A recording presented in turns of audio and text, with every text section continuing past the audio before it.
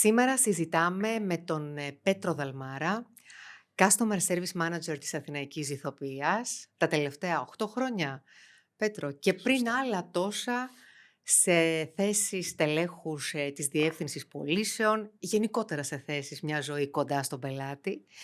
Ο Πέτρος είναι ένας τέλεχος που συνδυάζει βαθιά αγάπη για τα πεδία της εξυπηρέτησης πελατών και είναι ιδιαίτερα φιλομαθής, οφείλω να πω, σε ό,τι αφορά τις ενότητες του Customer Experience. Έχουμε συνεργαστεί πάρα πολλές φορές έως σήμερα σε ποικίλα εκπαιδευτικά έργα και τολμώ να πω ότι καταφέρνει να συνδυάζει τα χαρακτηριστικά τόσο ενός τεχνοκράτη manager, αλλά παράλληλα καταφέρνει να βγάζει προς τα έξω, τον διαπερνά και μία ανεπιτίδευτη ευαισθησία για τους ανθρώπους, για την πρόοδό τους, για τα συναισθήματά τους, για την ξεκάθαρα ανθρώπινη διάσταση των ομάδων εξυπηρέτησης. Πέτρο, καλώς όρισες.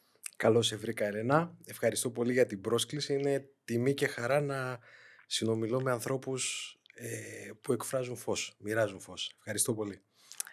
Σε ευχαριστώ και εγώ πάρα πολύ για τα αγγλικά σου λόγια. Πέτρο, είσαι Customer Service Manager. Είσαι διαπιστευμένος διαμεσολαβητής. Είσαι επιστοποιημένος Customer Centricity Expert από το Customer Institute. Service Designer, Trainer του TPM. Κάνω την ερμηνεία Total Productive Management Program εντός του Global Heineken Supply Chain, αλλά και μέλος του Global Customer Service Community της Heineken. Και σε απολαμβάνω να μοιράζεσαι κατά καιρούς ιστορίες και βέλτιστες πρακτικές από διάφορες πρωτοβουλίες και καινοτομίες με τις οποίες καταπιάνεσαι και εσύ και στα πλαίσια των Global Teams που συμμετέχεις. Να πούμε ότι ο Πέτρος ηγείται μιας ομάδας που έχει αναγνωριστεί ως μία από τις καλύτερες διεθνώς ομάδες εντός της Heineken στο Customer Service κομμάτι. Οπότε κάθε φορά που συζητάμε, ξεκινάμε να μιλάμε για το Customer Experience και πάντα καταλήγουμε στη διάσταση της ηγεσίας. Γιατί πιστεύεις ότι συμβαίνει αυτό? Η ηγεσία, κατά τη γνώμη μου, πρέπει να εκφράζει όραμα. Ένα όραμα που θα καταλήγει στην ικανοποίηση και τακτικά σε ενθουσιασμό του πελάτη. Το όραμα πρέπει να συνδέεται με κάτι ανώτερο. Πιο συγκεκριμένα. Ανθρώπινη αξία είναι το ότι εξυπηρετώ τον πελάτη, έναν συνάνθρωπό μου, του διευκολύνω τη ζωή, την επαγγελματική. Επομένως, η ηγεσία πρέπει να διαμορφώνει όραμα και να συμπαρασύρει όσους συμμετέχουν στην καθημερινή ρουτίνα, στις διαδικασίες, διεργασίες του customer service, προκειμένου να ικανοποιηθεί σωστά ο πελάτης, προκειμένου να εξυπηρετήσουμε έναν συνάνθρωπό μας, να του κάνουμε τη ζωή πιο εύκολη, όπως είπα προηγουμένως. Ο ηγέτης πρέπει να πρωτοστατήσει αυτό. Έτσι ακριβώς είναι ο άνθρωπος που έχει τον μεγαλύτερο αντίκτυπο και αυτός ο οποίος μπορεί να επηρεάσει την προθυμία του εκπροσώπου, όχι μόνο να κάνει τα απαραίτητα, αλλά να τον ενεργοποιήσει να κάνει και κάποια υπέρβαση. Αυτός είναι ο line manager του, γενικότερα ο προϊστάμενός του, ένας άνθρωπος που είναι σημαντικό να έχει αυτά τα ηγετικά χαρακτηριστικά.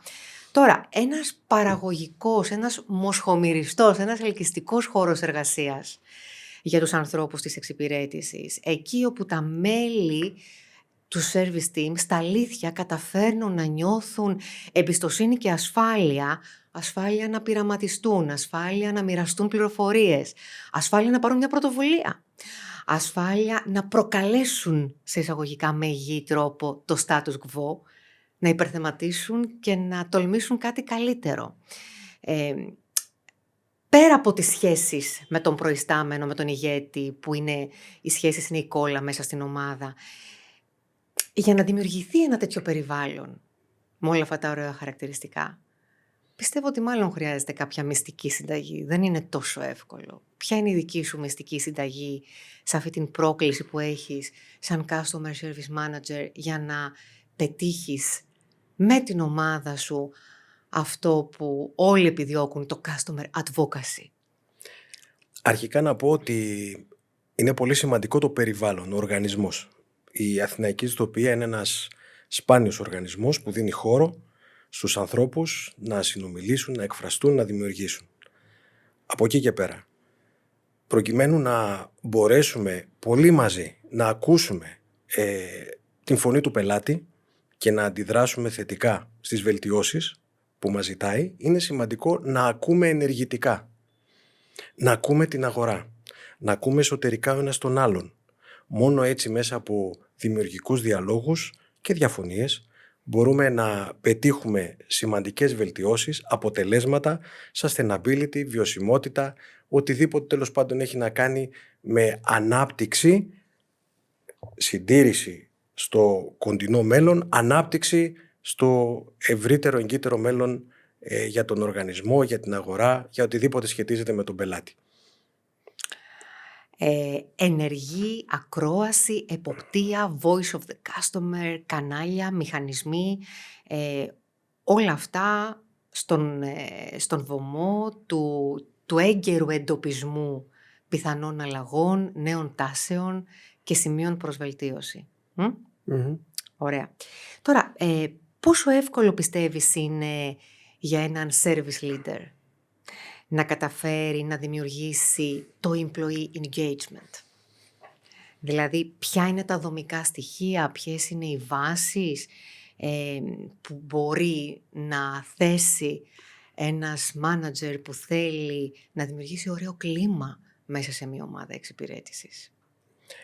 Η καθημερινή επαφή και επικοινωνία μεταξύ των μελών μιας ομάδας πρέπει να έχει έναν ευρύτερο στόχο. Ο στόχος είναι η συμμετοχή.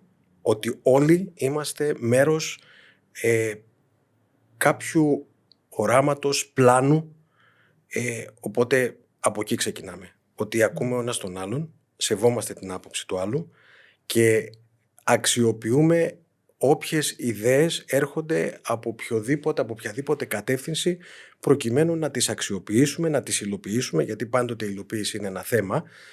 Οτιδήποτε ακούγεται ωραίο πρέπει να υλοποιηθεί και σωστά. Οπότε όταν υλοποιούνται οι ιδέες, όλοι οι άνθρωποι, γιατί στους ανθρώπους στηριζόμαστε, όλοι οι άνθρωποι νιώθουν ικανοποιημένοι και συνεχίζουν να σκέφτονται δημιουργικά, να συνεισφέρουν και να αναπτύσσομαστε και ο καθένας προσωπικά, ατομικά, και οι ομάδες και τελικά και ο οργανισμός στον οποίο εργαζόμαστε και μαζί επιχειρούμε πράγματα. Πάρα πολύ ωραία.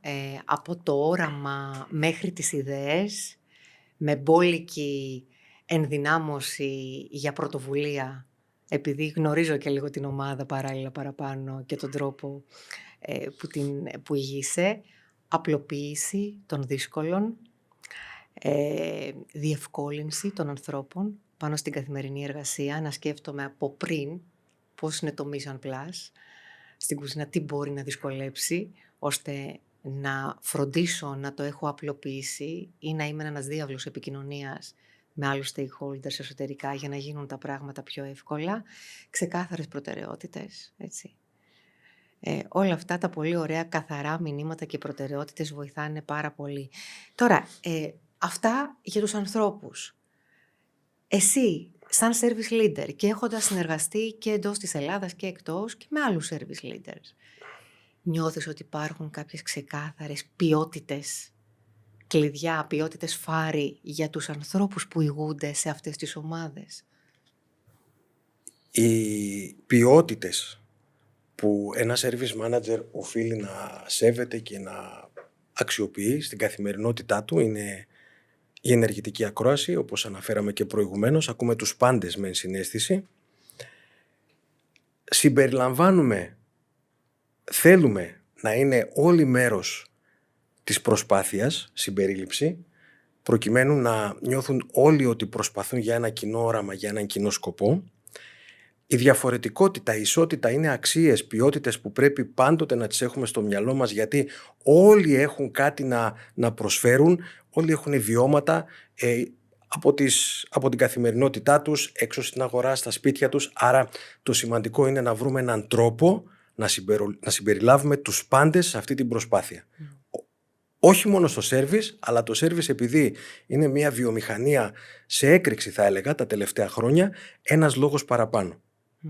Ποτέ δεν ήταν τόσο σημαντικό το service όσο την τελευταία περίοδο και θα γίνεται όλο και περισσότερο τα επόμενα χρόνια. Ανάμεσα στις ποιότητες που ανέφερες, διαπιστώνω ότι υπάρχουν κάποιοι όροι συναφείς και άκρως συμπληρωματικοί. Και θέλω να τους φέρω ξανά αυτά που μου είπες. Μου μίλησες για συμπερίληψη, για ισότητα, για ανάγκη ποικιλομορφίας μέσα στις ομάδες και όλα αυτά τα συνέδεσες με ποιότητες που χρειάζεται να εκφράζει, να αγκαλιάζει ο service leader. Συμπερίληψη, ισότητα, ποικιλομορφία. Τι υπάρχει πίσω από αυτή τη συγκεκριμένη ανάδειξη αυτών των όρων εκ μέρους σου?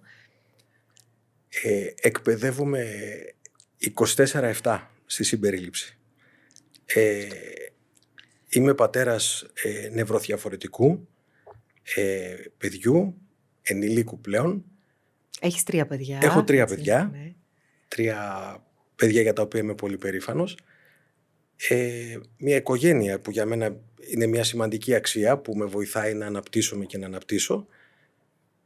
Επιστρέφω λοιπόν και λέω ότι για να μπορώ να διαχειριστώ, να αναπτυχθώ εγώ, η οικογένειά μου και τα παιδιά μου και το συγκεκριμένο παιδί, είναι σημαντικό να ακούω με ενσυναίσθηση. Να ακούω όλο και περισσότερο, ακόμα και όταν δεν καταλαβαίνω. Όταν δεν καταλαβαίνω πρέπει να συνεχίσω να προσπαθώ να ακούω, να συνεχίσω να προσπαθώ να καταλαβαίνω για να μπορέσω να βρω μια λύση. Αυτό μοιραία με οδηγεί σε μια άλλη προσέγγιση ζωής, σε μια άλλη στάση απέναντι στους συνανθρώπους μου, στους συναδέλφους μου, στη δουλειά, σε οτιδήποτε κάνω.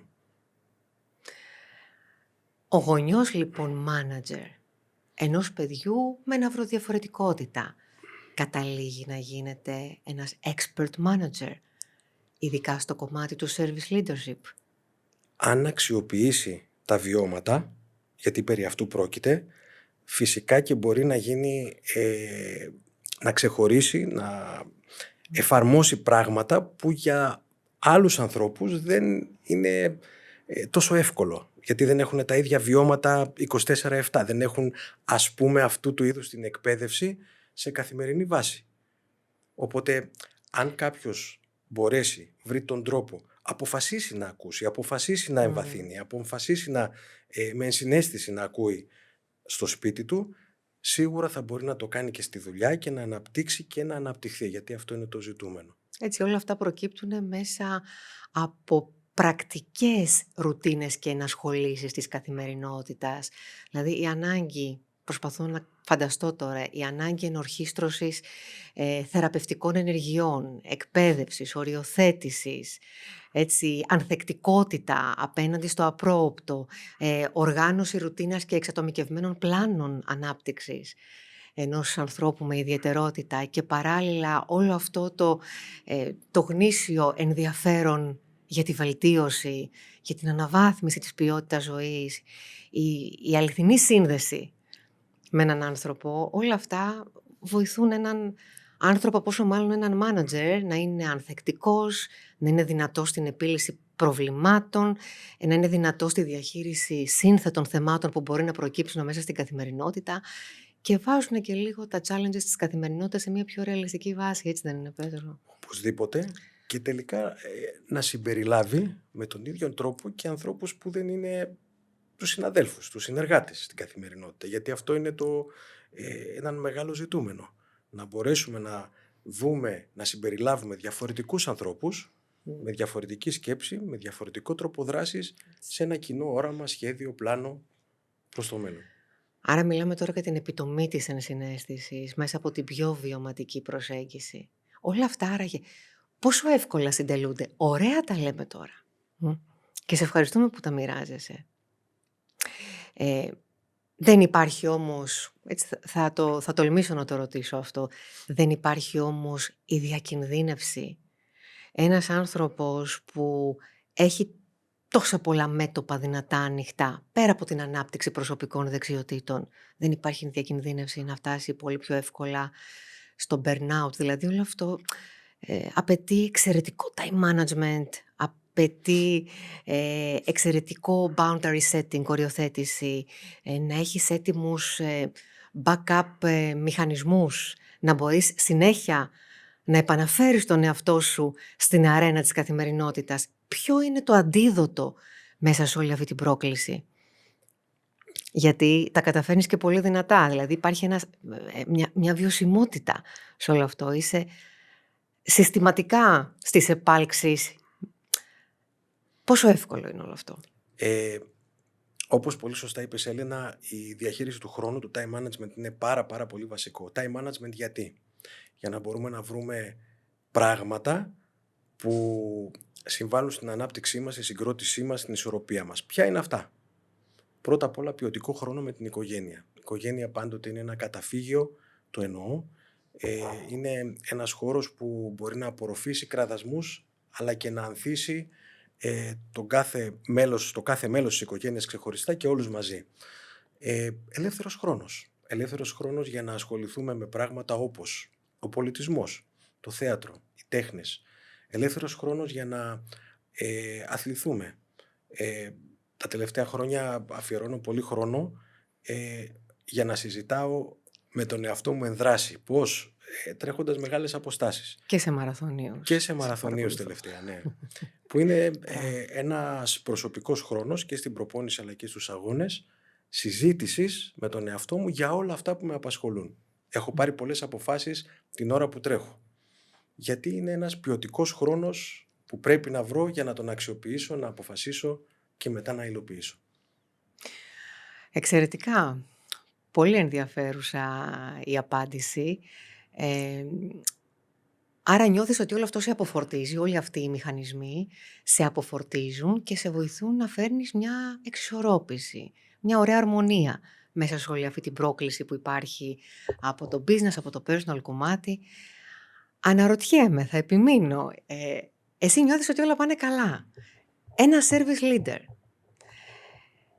που νιώθει ότι το προσωπικό του βαρόμετρο του λέει όλα μια χαρά πάνε, όλα υπό έλεγχο. Ζητάει συχνά ένα service leader feedback από την ομάδα, δηλαδή το επικυρώνεις όλο αυτό το συναίσθημα ότι όλα καλά, όλα under control. Το επικυρώνεις μέσα από feedback που ζητάς από την ομάδα, ζητάς feedback από την ομάδα, πόσο συχνά? Πάντα και μόνιμα. Είναι πολύ σημαντικό να έχουμε ανατροφοδότηση από τους ανθρώπους της ομάδας, αλλά και από ανθρώπους εκτός ομάδας. Γιατί δημιουργούμε συνθήκες βελτίωσης. Ακόμα και αν σήμερα αισθανόμαστε ότι όλα πηγαίνουν καλά, κάτι ή κάποια πράγματα σίγουρα μπορούν να γίνουν καλύτερα αύριο. Και πρέπει να δημιουργήσουμε το πλαίσιο της επικοινωνίας με άλλους ανθρώπους για να βρίσκουμε τους τρόπους να γίνονται τα πράγματα καλύτερα. Είναι σημαντικό, δυναμικό, συνεχές. Έτσι, πολύ αποτελεσματικό. Τώρα, με πάσα το feedback, θα σε πάω στην πλευρά των metrics και στα KPIs. Ξέρω ότι είσαι ένας manager obsessed, παθιασμένος με τα metrics.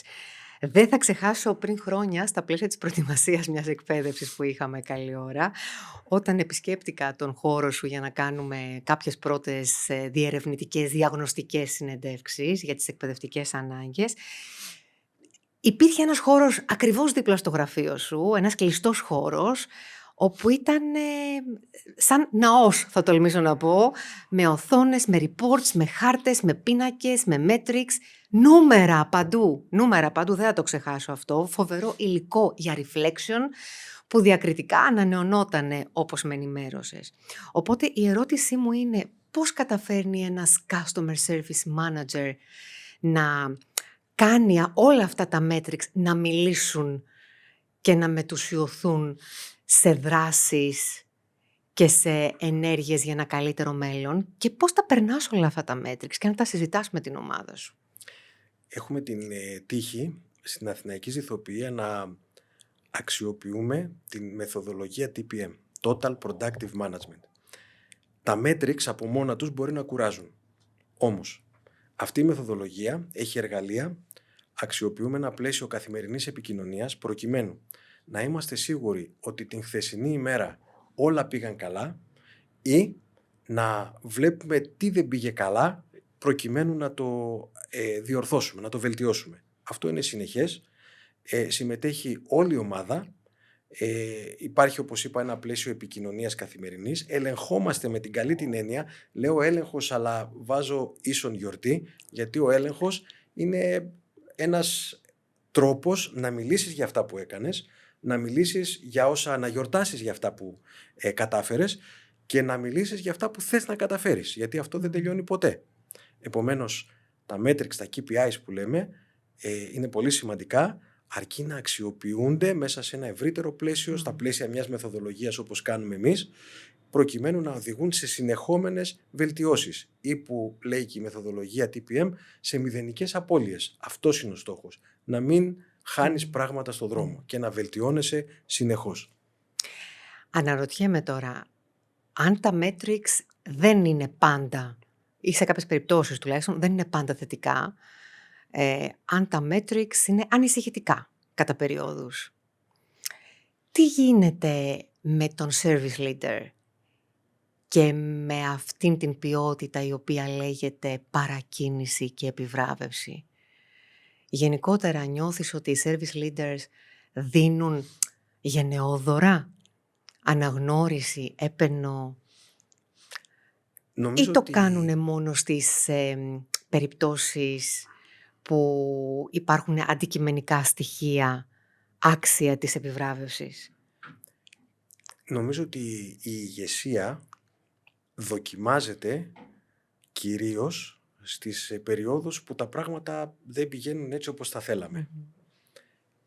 Εκεί λοιπόν πρέπει να υπάρχει ηρεμία, συγκρότηση, να μεταδίδεται αυτό το αίσθημα και της ασφάλειας στον κόσμο, προκειμένου να δούμε πώς θα διορθώσουμε τα πράγματα. Ζήσαμε τέτοια περίοδο στο COVID και νομίζω ότι πολλές εταιρείες, πολλοί οργανισμοί, πολλοί ρόλοι ανθρώπων δοκιμάστηκαν. Βρήκαμε τον τρόπο λοιπόν να βελτιώσουμε. Τώρα, σημαντικό κομμάτι αυτής της ήρεμης διαχείρισης είναι η επιβράβευση.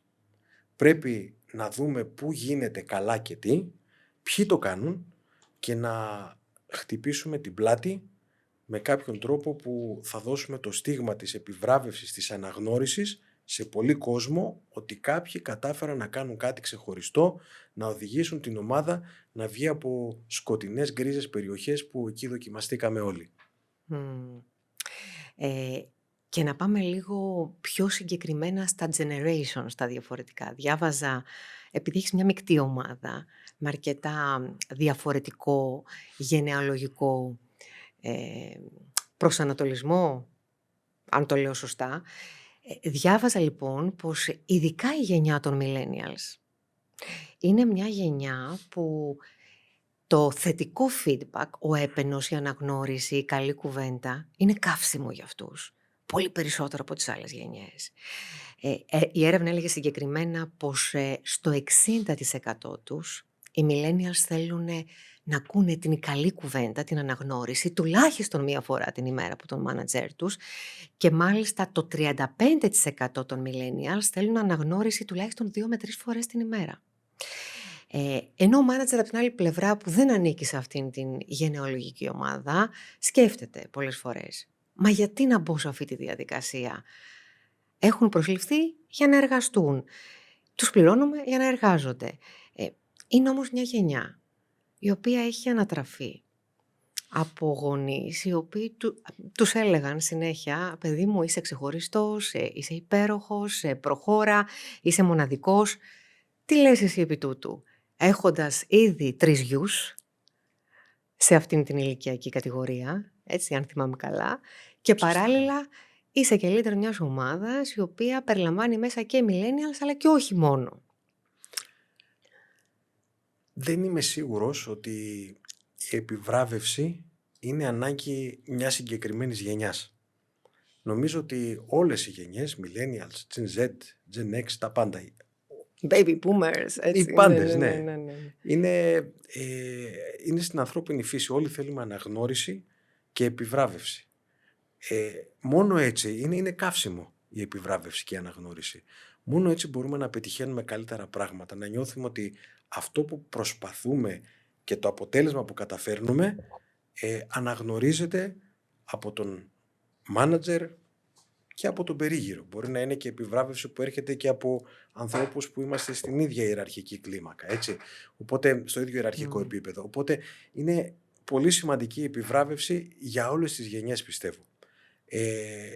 Τώρα, στα πλαίσια της επιβράβευσης Είναι σημαντικό να έχουμε ανταλλαγή εμπειριών, τι κάνει μία γενιά, πώς επιβραβεύεται και πώς μπορεί να μοιράσει το αποτέλεσμα σε άλλες γενιές, με ποιον τρόπο, προκειμένου όλη η ομάδα, γιατί τελικά όλη η ομάδα φέρνει το αποτέλεσμα και όλα αυτά πρέπει να λειτουργούν θετικά για όλους. Και αν φύγουμε λίγο τώρα από όλη αυτή τη θετική περιοχή της επιβράβευσης και σε περάσω λίγο στην περιοχή της διαχείρισης των παραπώνων. Ελπίζω να μην αλλάζει το χρώμα στην παλέτα εδώ της ψυχολογίας. Ίσα-ίσα. Σήμερα, στην εποχή του 2026, τι διαπιστώνεις από την εμπειρία σου συγκριτικά με άλλες περιόδους πριν? Πώς βλέπουν τα παράπονα οι οργανισμοί? Με άμυνα, με διάθεση βελτίωσης, με δυνατή επεξεργασία, με αλληλοκατηγορίες ανάμεσα σε τμήματα παύλα stakeholders οι οποίοι επηρεάζουν τα touch points, τα κρίσιμα της εμπειρίας? Τα παράπονα είναι μια ευκαιρία να έρθουμε πιο κοντά. Νιώθω ότι στην χώρα μας, από προσωπικές εμπειρίες, όταν επιδιώκω να εξυπηρετηθώ από κάποιες εταιρείες τηλεφωνικά ή έξω στην αγορά, νιώθω ότι πολλές φορές οργανισμοί υπερασπίζονται την λάθος πρακτική. Γιατί κάποτε μπορεί να ήταν σωστή. Στην Αθηναϊκή Ιστοπία λοιπόν προσπαθούμε να αξιοποιήσουμε κάθε παράπονο, γιατί είναι μια ευκαιρία να διορθώσουμε πράγματα. Να ακούσουμε με ενσυναίσθηση τον πελάτη μας και να ανταποκριθούμε με συνέπεια σε αυτό που μας ζητάει. Ακόμα και όταν δεν μπορούμε να κάνουμε κάτι, είναι σημαντικό με συνέπεια να το απαντήσουμε και να εξηγήσουμε γιατί δεν μπορούμε να κάνουμε κάτι. Το εκτιμάει. Είναι σίγουρο ότι εκτιμάει η αγορά την απάντηση με συνέπεια και ωριμότητα. Το επικίνδυνο στα παράπονα, λέει μια έρευνα μάλλον, ότι το 80% των πελατών που θα γκρινιάξουν έχουν πολύ μεγάλη πιθανότητα να συνεχίσουν να συνεργάζονται με τον οργανισμό, αρκεί να πάρουν μια απάντηση που τους καλύπτει έστω και εν μέρη, που τους δημιουργεί ικανοποίηση ή και ενθουσιασμό. Η ικανοποίηση και ενθουσιασμό έχουμε πότε? Όταν ο άνθρωπος, ο πελάτης, νιώθει ότι κάποιος πραγματικά ενδιαφέρεται. Το επικίνδυνο ποιο είναι στα παράπονα? Το επικίνδυνο είναι όταν ο πελάτης ποτέ δεν καλέσει, ποτέ δεν παραπονεθεί. Γιατί μπορεί να πάει αλλού. Έτσι. Ακριβώς αυτό. Και μία άλλη πρόσφατα ενδιαφέρουσα στατιστική που διάβασα πάλι έλεγε ότι 3 στους 4 πελάτες που είναι δυσαρεστημένοι αλλά δεν μεταφέρουν το παράπονο τους απευθείας στον οργανισμό, στο τέλος τουλάχιστον οι μισοί σταματούν απευθείας τη συνεργασία και σε αφήνουν και στην άγνοια να αναρωτιέσαι ποια εμπορική ενέργεια του ανταγωνισμού μπορεί να τους προσέλκυσε ή κάτι άλλο μπορεί να συμβαίνει από πίσω, ενώ είναι ξεκάθαρα θέμα θάρρους και από την πλευρά των πελατών να βγουν και να νιώσουν ότι αξίζει τον κόπο να επικοινωνήσουν κάτι με την προοπτική του να μετασχηματιστεί αυτό το κακό στοιχείο ή αυτό το δυσάρεστο ή ενοχλητικό στοιχείο σε μια καλύτερη εμπειρία στο μέλλον. Άρα δώρο είναι το παράπονο. Είναι δώρο. Από κάθε οπτική. Και μάλιστα υπάρχει και ο κίνδυνος της δυσφήμισης. Το κακό θα το πούνε τα γνωστά που λέμε σε μίνιμουμ από 6 μέχρι 10 άλλους γνωστούς φίλους, συνεργάτες, οικείους. Και ειδικά στον ψηφιακό κόσμο δεν είναι οι 6 με 10, οι φίλοι μας, οι γνωστοί, βάζουμε και τα μηδενικά, 6.000 και βάλε βάσει των followers. Έτσι. Πολλαπλασιάζεται η αρνητική είδηση. Ακριβώς. Οπότε υπό το πρίσμα αυτό τα παράπονα είναι ευλογία, γιατί μόνο βάσει αυτών μπορούμε να καταρτήσουμε service improvements, πλάνα, διορθωτικές παραμετροποιημένες ενέργειες και να ενισχύσουμε, να ξαναχτίσουμε το engagement και το loyalty. Τώρα, Πέτρο, πόσο συχνά αφιερώνεις εσύ προσωπικά σαν service leader χρόνο για να σκεφτείς το μέλλον της ομάδας? Το μέλλον γενικότερα, όχι μόνο της ομάδας, των μελών της ομάδας, η εταιρεία στο μέλλον, εγώ στο μέλλον, εσύ. Future, visioning. Για να έχουμε το όραμα, όπως είπαμε στην αρχή, το να έχεις όραμα είναι πολύ σημαντικό, προσωπικό όραμα, ομαδικό όραμα, το όραμα αυτό πρέπει να αναπροσαρμόζεται τακτικά. Μπορεί ακόμα και να αλλάζει και εντός του έτους. Γιατί? Γιατί όπως πάλι είπαμε οι δουλειές αλλάζουν και είναι σημαντικό να βλέπουμε ή να προσπαθούμε να δούμε τι έρχεται. Ποτέ δεν βρίσκαμε στον δρόμο μας τόσα πολλά και μεγάλα ερωτηματικά προς την τεχνολογία, AI.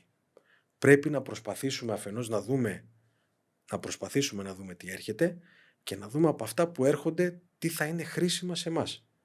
Μόνο λοιπόν αν ενημερωνόμαστε.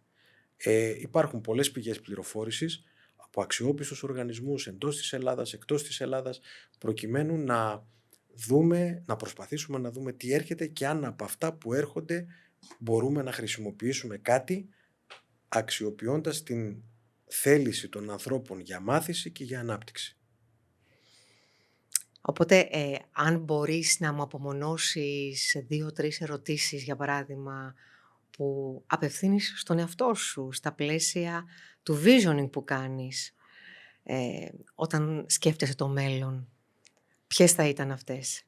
Τι λέει ένας leader? Πώς τα λέει με τον εαυτό του? Το self-talk, σκεπτόμενος το vision, το μέλλον και την πρόκληση.